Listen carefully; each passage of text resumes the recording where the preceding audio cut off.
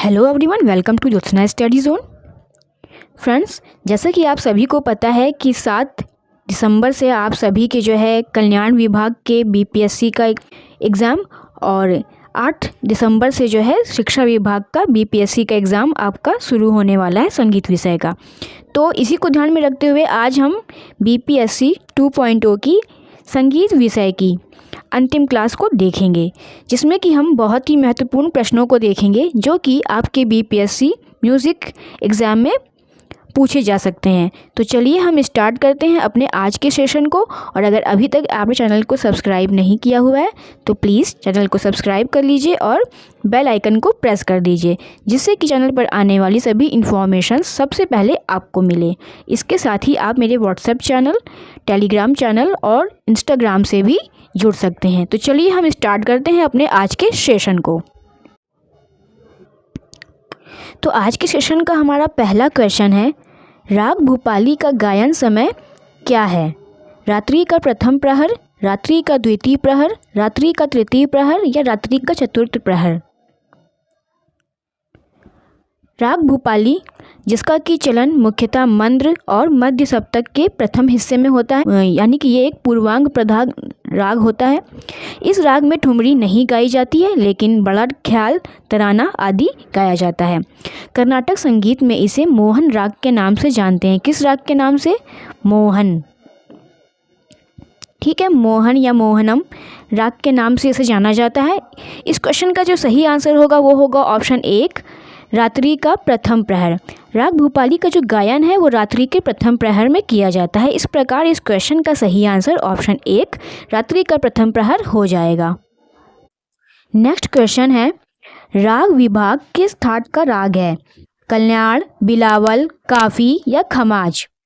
राग विभाग जो है वो बिलावल थाट का राग होता है। इस क्वेश्चन का सही आंसर ऑप्शन 2 हो जाएगा, बिलावल थाट। राग विभाग का वादी स्वर गंधार होता है और संवादी स्वर जो होता है वो होता है निषाद। ठीक है, गा वादी और नी संवादी। राग विभाग का वादी स्वर गंधार, संवादी स्वर निषाद होता है और ये औड़व संपूर्ण जाति का राग होता है। औड़व संपूर्ण। इस प्रकार इस क्वेश्चन का सही आंसर ऑप्शन 2 हो जाएगा, बिलावल, कि राग विभाग जो है बिलावल थाट का राग है। नेक्स्ट क्वेश्चन है, धमार गीतों में मुख्य रूप से किसका वर्णन मिलता है? बसंत गीत का, शोभा यात्रा का, देवी देवता का या होली गीत का? इस क्वेश्चन का सही आंसर हो जाएगा ऑप्शन 4, होली गीत। धमार गीतों में जो है मुख्य रूप से होली गीत का वर्णन मिलता है। नेक्स्ट क्वेश्चन है, इन चारों में से एक ध्रुपद शैली गायन में उल्लिखित वाणी नहीं है। गोबरहार, खंडार, डागुर या निहार? गोबरहार वाणी होती है, खंडार वाणी होती है, डागुर वाणी होती है, निहार वाणी कुछ नहीं होती बल्कि होती है नौहार वाणी। क्या होती है? नौहार वाणी। यानी कि ध्रुपद शैली की 4 वाणियाँ होती हैं, गोबरहार वाणी, खंडार वाणी, डागुर वाणी और नौहार वाणी। गोबरहार वाणी के प्रवर्तक जो है तानसेन जी हैं, खंडार वाणी के प्रवर्तक राजा समोखन सिंह जी हैं, डागुर वाणी के प्रवर्तक ब्रजचंद जी हैं और नौहार वाणी के प्रवर्तक जो हैं वो हैं राजा समोखन सिंह। इस प्रकार अगर देखें तो इस क्वेश्चन का जो सही आंसर वो हो जाएगा ऑप्शन 4, निहार। निहार किसी तरह की कोई वाणी नहीं होती है। नेक्स्ट क्वेश्चन है, कौन घराना ठुमरी गायन शैली के लिए प्रसिद्ध है? लखनऊ और बनारस घराना, दिल्ली पटियाला घराना, लखनऊ और ग्वालियर घराना या बनारस और आगरा घराना? लखनऊ और बनारस घराना जो है ठुमरी गायन के लिए प्रसिद्ध घराना है। इस प्रकार इस क्वेश्चन का सही आंसर हो जाएगा ऑप्शन 1, लखनऊ घराना। नेक्स्ट क्वेश्चन है, भजन इन चारों में से किस एक ताल में नहीं गाया जाता? कहरवा में, झूमरा में, रूपक में या धुमाली में? इस क्वेश्चन का सही आंसर है ऑप्शन 2, झूमरा में। जो भजन है वो झूमरा ताल में नहीं गाया जाता है। कहरवा, रूपक और धुमाली इन तीनों में ही भजन गाया जाता है, लेकिन झूमरा में भजन नहीं गाया जाता है। कहरवा ताल जो है 8 मात्रा की ताल होती है, झुमरा ताल 14 मात्रा की ताल होती है, रूपक ताल 7 मात्रा की ताल होती है और धुमाली ताल जो है वो 8 मात्रा की ताल होती है। इस प्रकार इस क्वेश्चन का सही आंसर ऑप्शन 2 हो जाएगा, झुमरा। नेक्स्ट क्वेश्चन है, चांटी और स्याही के बीच का स्थान क्या कहलाता है? बद्दी, पूड़ी, गजरा या लव? तबले में स्याही और चांटी के बीच का जो स्थान होता है वो लव कहलाता है। इस क्वेश्चन का सही आंसर ऑप्शन 4 हो जाएगा, लव। नेक्स्ट क्वेश्चन है, किसने पहली बार वीणा के तारों की लंबाई को भागों में बांटा और 21 स्वर स्थापित किए? श्रीनिवास जी ने, भरत जी ने, अहोबल जी ने या मतंग जी ने? इस क्वेश्चन का सही आंसर है ऑप्शन 3, अहोबल। पंडित अहोबल जी ने पहली बार वीणा के तारों की लंबाई को भागों में बांटा और 21 स्वर स्थापित किए थे। इस प्रकार इस क्वेश्चन का सही आंसर ऑप्शन 3 हो जाएगा, अहोबल। श्रीनिवास जी के ग्रंथ की अगर बात करें तो इन्होंने राग तत्व विबोध लिखा था। राग तत्व विबोध। भरत जी ने नाट्यशास्त्र ग्रंथ की रचना की हुई है, ये तो आप सबको पता होगा, नाट्यशास्त्र। अहोबल जी ने संगीत पारिजात ग्रंथ की रचना की है, संगीत पारिजात।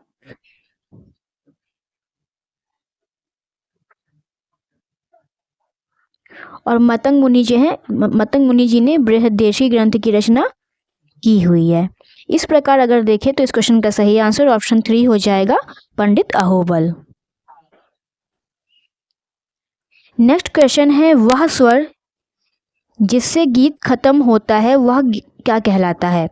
वह स्वर जिस पर गीत खत्म होता है वह क्या कहलाता है? ग्रह, अंश, न्यास या अपन्यास? वह स्वर जिस पर गीत खत्म होता है वह जो है न्यास स्वर कहलाता है। इस क्वेश्चन का सही आंसर ऑप्शन 3 हो जाएगा, न्यास। नेक्स्ट क्वेश्चन है, इन चारों में से कौन सा तालों में अंग का एक प्रकार नहीं है? अनुद्रुत, द्रुत, अतिद्रुत या काकपद? आपने सुना होगा तालों के जो 6 अंग होते हैं षाडांग, उन्हें कहा जाता है। तो षाडांग में कौन सा एक प्रकार नहीं है अंग का? तो इस क्वेश्चन का जो सही आंसर हो जाएगा वो हो जाएगा अतिद्रुत। लघु, गुरु, द्रुत, अतिद्रुत, प्लुत और काकपद, ये 6 षडांग होते हैं, लेकिन अतिद्रुत कोई भी षडांग नहीं होता है। इस प्रकार इस क्वेश्चन का सही आंसर ऑप्शन 3 हो जाएगा, अतिद्रुत। नेक्स्ट क्वेश्चन है, ध्रुपद शैली के गायन का तीसरा भाग क्या है? रागालाप, बंदिश, संचारी या तान? ध्रुपद शैली के गायन का जो तीसरा भाग होता है वो होता है संचारी। आप मुझे कमेंट में बताइए कि ध्रुपद शैली के चारों जो भाग होते हैं उसका नाम क्या होता है, मुझे आप कमेंट में बताइए। तो फ्रेंड्स, जैसे कि बहुत से लोग कहते हैं, बहुत से स्टूडेंट्स कहते हैं कि मैम आप सब बता दिया कीजिए, पूछा मत कीजिए। लेकिन ये है कि पूछने से जो है आपकी जो सोचने की क्षमता है वो बढ़ेगी और आपको ये क्लास करते हुए भी अच्छा लगेगा। और आप जब क्वेश्चंस देते चलेंगे, उसके आंसर अपने दिमाग में सोचते चलेंगे, एक्टिव रहेंगे, तो आपको सारे क्वेश्चंस को सॉल्व करने में ज़्यादा आसानी होगी। तो इससे आपकी बौद्धिक क्षमता ही बढ़ेगी। तो अगर आप बताएं कि इस जो क्लास देख रहे हैं, इस क्लास को देखने के दौरान आप मुझे इस क्वेश्चन का आंसर कमेंट में ज़रूर बताइएगा कि ध्रुपद शैली का जो चारों भाग हैं वो उसका नाम क्या है। और इस क्वेश्चन के अनुसार इस क्वेश्चन का सही आंसर जो हो जाएगा वो संचारी हो जाएगा, कि ध्रुपद शैली के गायन का तीसरा भाग जो होता है वो संचारी होता है। नेक्स्ट क्वेश्चन है, राग केदार की जाति क्या है? औरलव संपूर्ण, षाडव संपूर्ण, औरलव षाडव या षाडव औरलव? राग केदार जो कि कल्याण ठाट का राग होता है, कल्याण ठाट का राग होता है। इसका वादी और संवादी स्वर जो है क्रमशः मा और सा होता है, यानी मध्यम और षडज होता है। और राग केदार की जो जाति होती है वो औरलव षाडव होती है। इस प्रकार इस क्वेश्चन का सही आंसर ऑप्शन 3 हो जाएगा, औरलव षाडव। नेक्स्ट क्वेश्चन है, ध्रुपद गीत सामान्यतः निम्न चारों में से एक भाषा में नहीं पाया जाता है? हिंदी, उर्दू, ब्रज या संस्कृत? ध्रुपद गीत जो सामान्यता है वो उर्दू भाषा में नहीं पाया जाता। इस क्वेश्चन का सही आंसर हो जाएगा ऑप्शन 2, उर्दू। हिंदी में, ब्रज में और संस्कृत में जो है ध्रुपद गीत पाया जाता है, लेकिन उर्दू भाषा में कभी भी ध्रुपद गीत नहीं पाया जाता। इस प्रकार इस क्वेश्चन का सही आंसर ऑप्शन 2 हो जाएगा, उर्दू। नेक्स्ट क्वेश्चन है, वह फकीर कौन था जिसने तानसेन के माता पिता को संतान होने का आशीर्वाद दिया था? मोहम्मद मिर्जा, मोहम्मद नईम, मोहम्मद नदीम या मोहम्मद गौस? वे फकीर जिन्होंने तानसेन के माता पिता को संतान होने का आशीर्वाद दिया था वो थे मोहम्मद गौस। इस क्वेश्चन का सही आंसर है option 4, Mohammad Ghaus. Next question है, राग सिंदूरा में किन रागों का मिश्रण होता है? दुर्गा और काफ़ी, काफ़ी और भीम पलासी, काफ़ी और खमाज या खमाज और बिहाग? राग सिंदूरा जो कि काफ़ी थाट का राग होता है, काफ़ी थाट का राग होता है, इसमें जो है दुर्गा और काफ़ी का मिश्रण मिलता है। दुर्गा और काफ़ी के मिश्रण से जो है सिंदूरा राग बनता है। इस क्वेश्चन का सही आंसर ऑप्शन 1 हो जाएगा। नेक्स्ट क्वेश्चन है, शारी गान कहाँ का लोकगीत है? पंजाब, बिहार, बंगाल या राजस्थान? सारी गान जो है वो बंगाल का लोकगीत है। इस क्वेश्चन का सही आंसर ऑप्शन 3 हो जाएगा, बंगाल। नेक्स्ट क्वेश्चन है, श्रुतियों की कितनी जातियां हैं?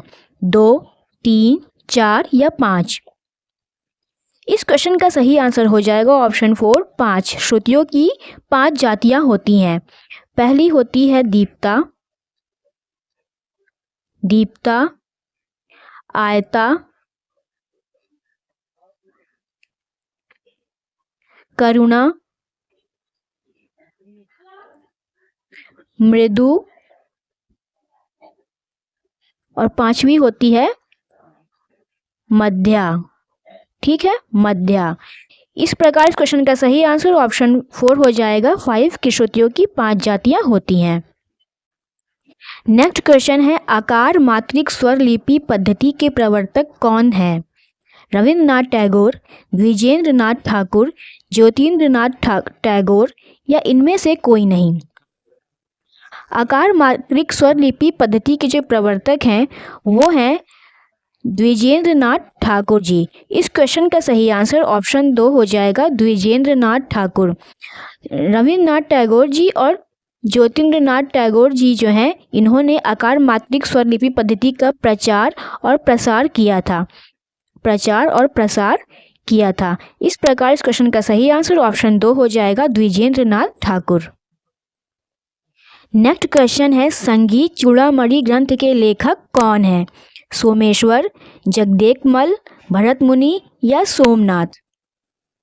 संगीत चूड़ामणि ग्रंथ के लेखक जो हैं वो हैं जगदेकमल जी।